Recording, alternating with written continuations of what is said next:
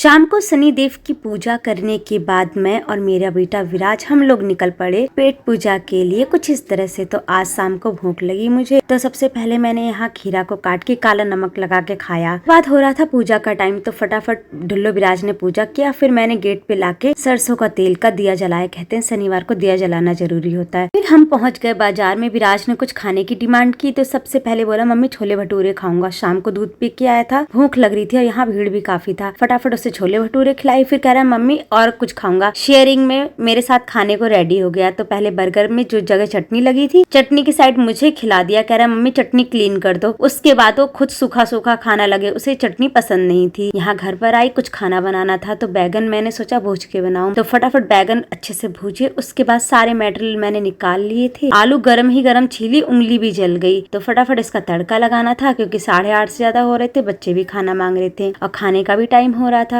बच्चों की छुट्टियां पड़ी हैं, तो बच्चे घर पे रहते हैं, तो टाइम टेबल का बिल्कुल रूटीन खराब हो रखा है। तो फटाफट यहाँ मुझे खाना ही बनाना था, क्योंकि विराज का तो ये सीन हो गया, शाम को खाना ही नहीं खाता, उल्टा सीधा बाहर का खा लेता है, तो फिर जबरदस्ती खिलाना पड़ता है। यहाँ फटाफट रोटियां सेक ली, फिर बच्चों को और खुद बैठ के हमने साथ में मिलकर खाना खाया।